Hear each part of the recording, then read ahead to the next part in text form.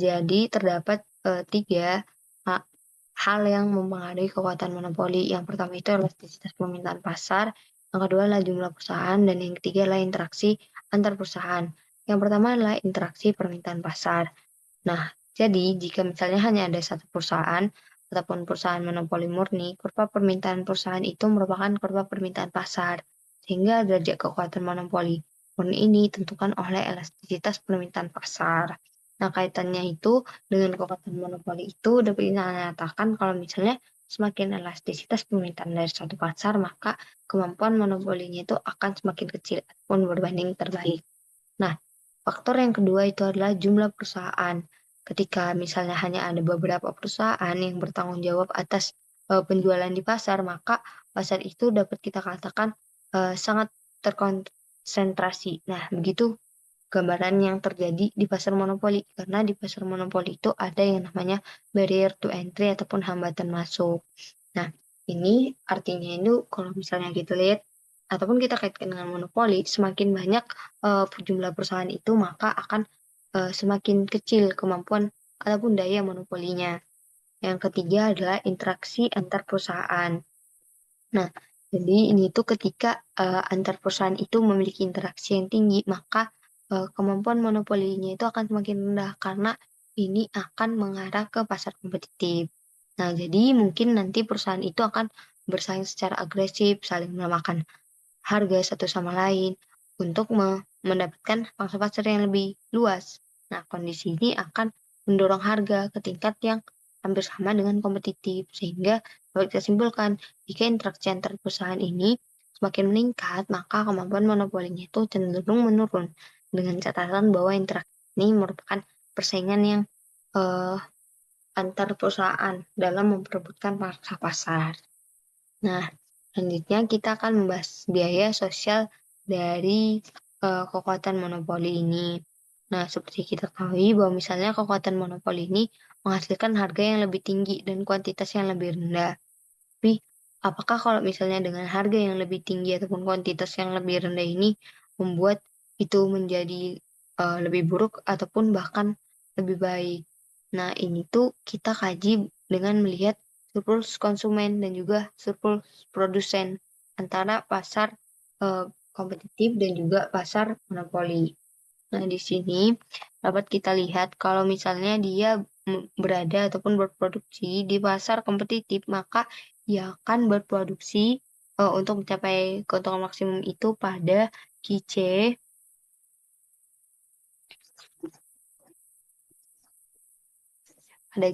ataupun di PC sebesar ini. Sedangkan karena dia pasar monopoli, yaitu hanya berproduksi sebesar QM dan harga sebesar PM. Nah, apa dampaknya? Dampaknya itu adalah kan ini menyebabkan harga yang lebih naik, sehingga terjadi pengurangan surplus konsumen ataupun kita katakan sebagai konsumen loss sebesar A tambah B. Ini adalah wilayah consumer loss. Sedangkan produsen itu mendapatkan penambahan surplus ataupun produsen gain, yaitu sebesar A dikurangi dengan C. Sehingga di sini tuh DWL-nya itu adalah ini, B dan C, yang berada di atas kurva MC dan juga di bawah AR.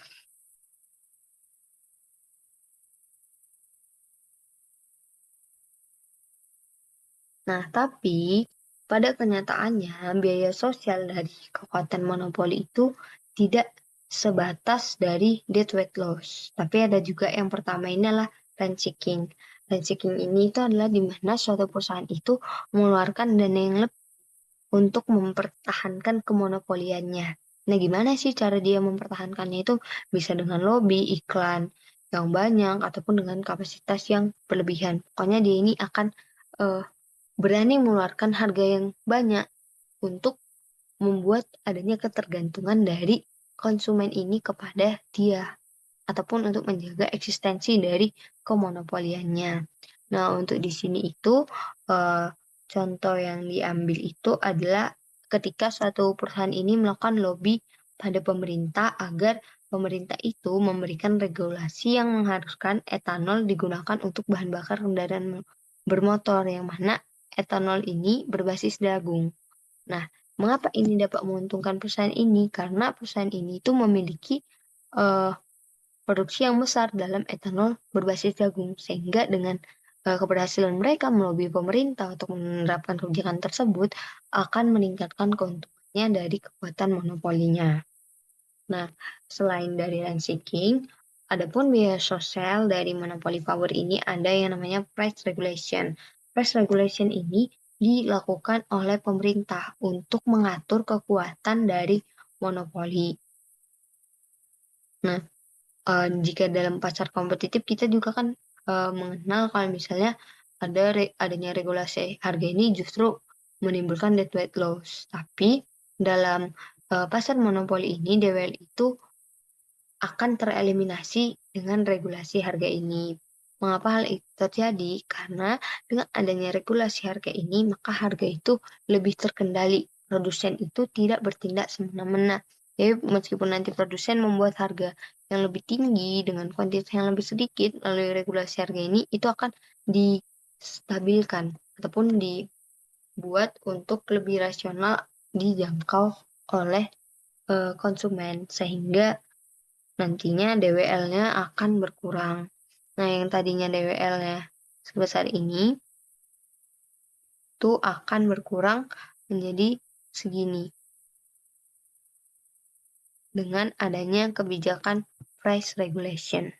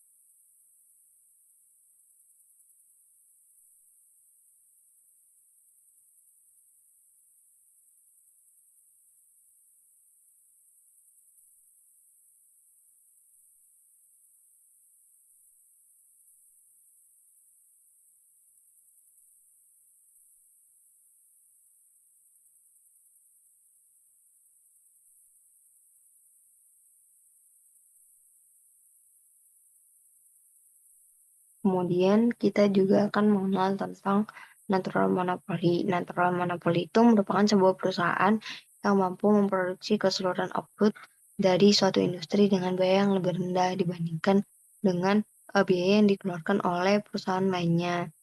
Biasanya ini tuh terjadi apabila terdapat skala ekonomi yang besar.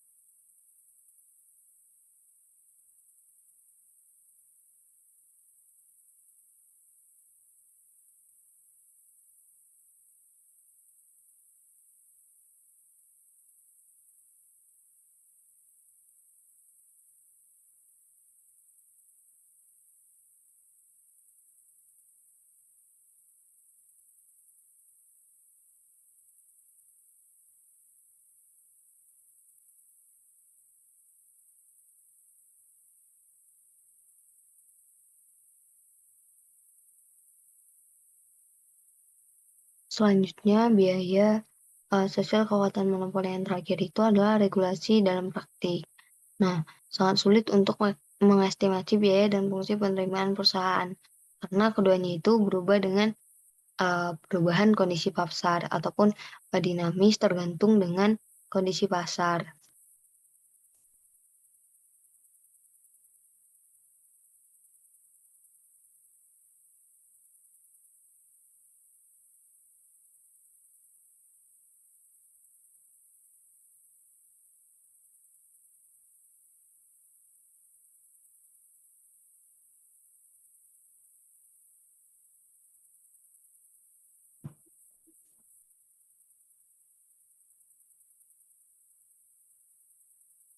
Dengan kata lain, biaya sosial yang dimaksud di sini itu adalah berupa aturan-aturan yang diterapkan oleh pemerintah yang dapat, menghambat ataupun yang dapat menghambat ataupun mempermudah proses dari monopoli ini dalam praktik pasar monopoli.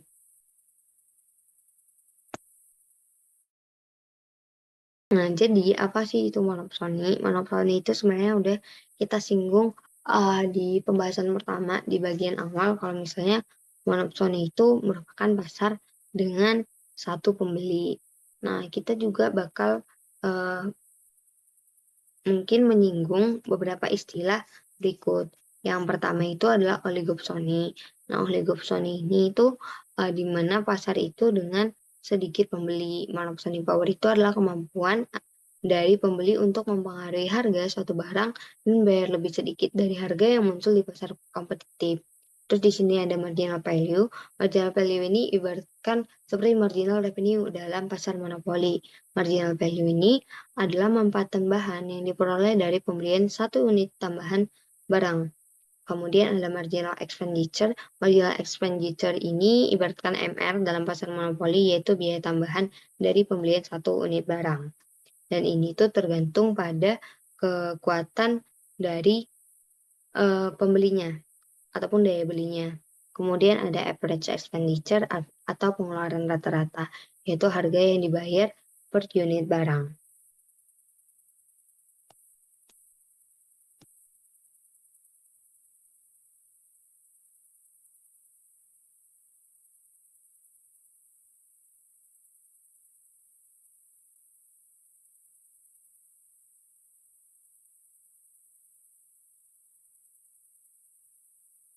Keseimbangan itu akan tercapai ketika P sama dengan MC.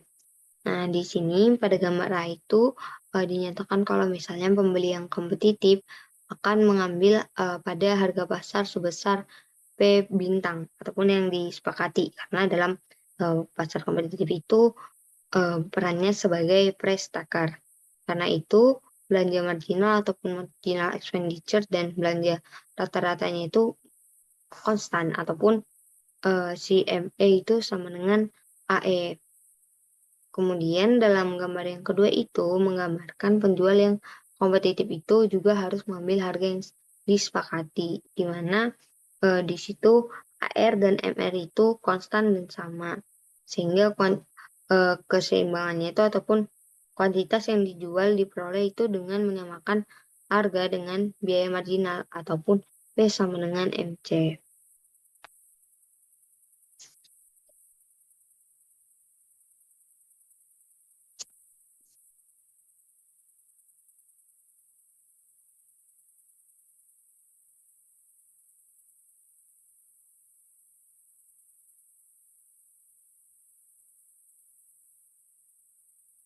Dalam pasar monopsoni, kurva penawaran pasar itu merupakan kurva pengeluaran rata-rata monopsonisnya ataupun subjeknya atau AE. Karena kurva pengeluaran rata-rata ataupun AE ini meningkat, maka pengeluaran marginalnya itu akan berada di atasnya. Monopsonis membeli kuantitas Q bintang M, di mana itu ketika terjadi perpotongan antara nilai marginal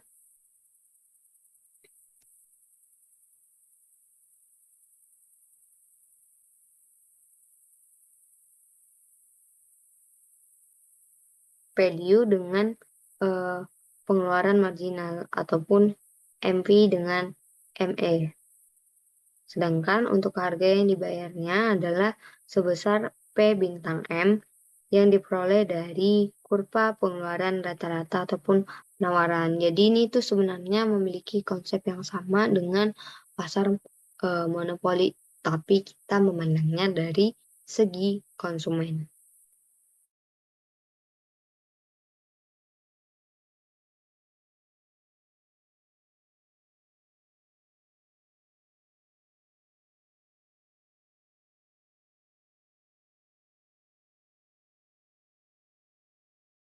Adalah Berikut adalah perbandingan antara pasar monopsoni dan juga monopoli.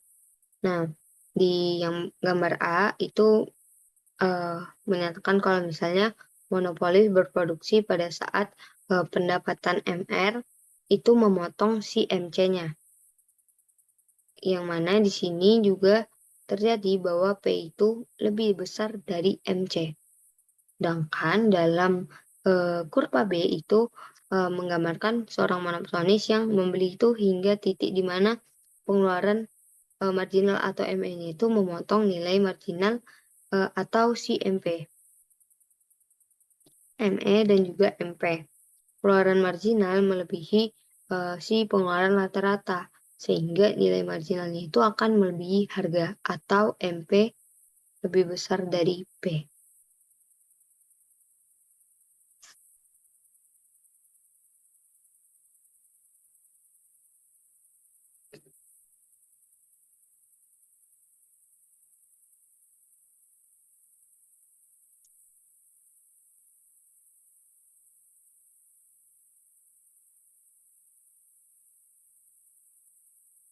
Atau misalnya jika kita buat perbandingan antara monopsoni dan monopoli, itu yang pertama itu adalah dalam pasar monopsoni itu ME lebih besar dari P, dan monopoli MR lebih kecil dari P. Dalam pasar monopoli P lebih besar dari MC, dan dalam pasar monopsoni P lebih kecil dari MP. Dalam pasar monopsoni, QM itu ataupun Q monopsoni akan lebih kecil dari di pasar kompetitif. Begitu juga di pasar monopoli. Dan di pasar monopoli ini PM akan lebih besar dari si PC karena adanya kemampuan dari produsen untuk melakukan price taker. Sedangkan di pasar monopsoni, PM akan lebih kecil dari PC. Terdapat 3 faktor ataupun sumber kekuatan monopsoni. Yang pertama itu adalah elastisitas penawaran pasar, yang kedua jumlah pembelinya, dan yang ketiga adalah interaksi antara pembeli. Yang pertama adalah elastisitas penawaran pasar. Nah, jadi ini tuh jika penawaran sangat elastis, maka penurunan harga itu akan kecil. Sedangkan jika semakin elastis penawaran, maka akan semakin besar kekuatan monopsoninya. Yang kedua adalah jumlah pembeli. Jika semakin banyak pembeli, maka pasar itu akan semakin mendekati pasar yang kompetitif. Artinya, kemampuan monopsoninya itu akan semakin kecil. Dan yang terakhir adalah interaksi antar pembeli. Yakni jika semakin sedikit pembeli yang bersaing, maka akan semakin besar kekuatan monopsoninya. Kemudian adalah biaya sosial dari kekuatan monopsoninya. Monopsoni ini, nah biaya sosial itu yang pertama adalah dead weight loss ataupun kesejahteraan yang hilang atau DWL.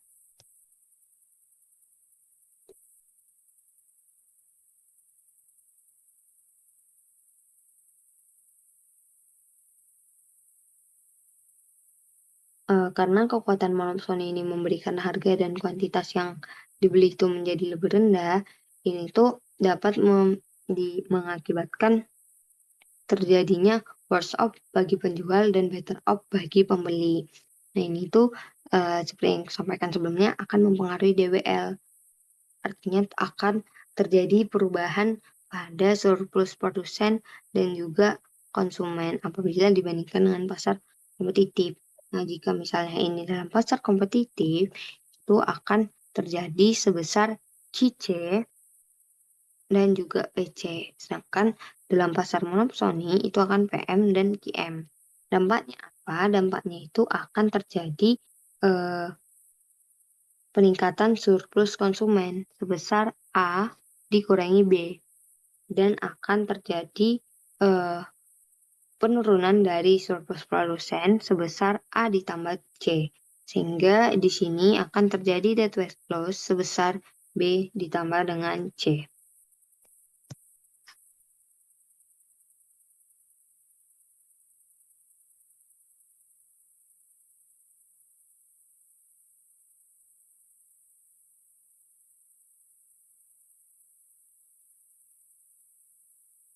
Nah, selanjutnya adalah kekuatan dari monopsoni. Kekuatan monopsoni ini dapat kita lihat dalam bilateral monopoli, di mana pasar hanya dengan satu penjual dan juga satu pembeli.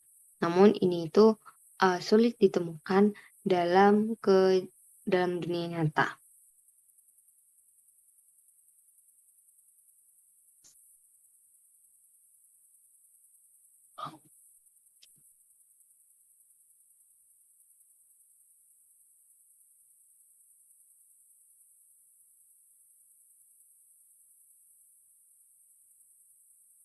Dari yang kita bahas sebelumnya, itu kita dapatkan kalau misalnya baik monopoli ataupun monopsoni ini memiliki kekuatan pasar.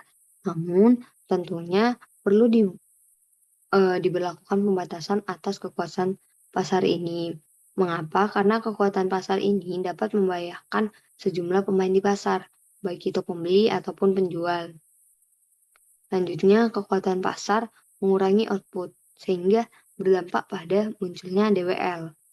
Yang ketiga adalah kekuatan pasar yang berlebihan, ini dapat meningkatkan masalah equity dan fairness.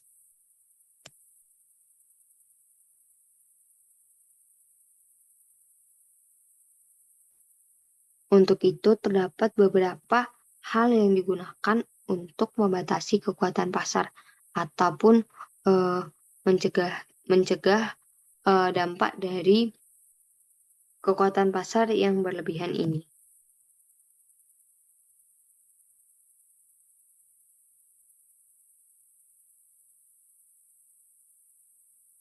Yang pertama adalah antitrust law ataupun aturan dan regulasi yang melarang tindakan yang membatasi orang ataupun cenderung lebih mengarahkan untuk membatasi adanya kompetisi.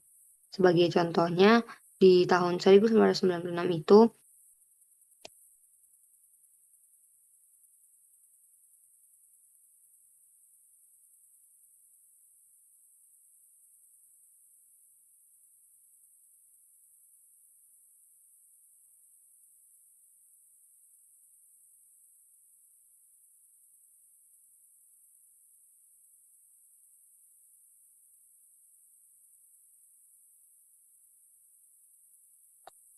terdapat dua produsen yang mengaku eh, atas mengaku bersalah atas tuntutan kriminal karena penetapan harga. Tentunya orang ini dapat mengakui tindakan bersalahnya itu karena adanya peraturan dan regulasi yang ditetapkan oleh pemerintah. Yang kedua adalah parallel conduct, yaitu bentuk kolusi implisit di mana satu perusahaan itu secara konsisten mengikuti tindakan perusahaan lain. Jadi ketika perusahaan menaikkan harga dia ngikut, dan ketika dia menurunkan perusahaan dan ia mampu menjual di harga tersebut, maka ia akan mengikutinya. Kemudian ada predatory pricing, yakni praktik penetapan harga untuk mendorong pesaing saat ini keluar dari bisnis dan untuk mencegah pendatang baru di pasar sehingga perusahaan dapat menikmati keuntungan masa depan yang tinggi. Jadi ini tuh berusaha untuk membuat hambatan yang besar bagi perusahaan baru untuk masuk ke perusahaan ini. Tujuannya apa? Agar perusahaan-perusahaan yang saat ini udah ada di pasar itu dapat menikmati keuntungan dalam jangka panjang itu yang lebih tinggi.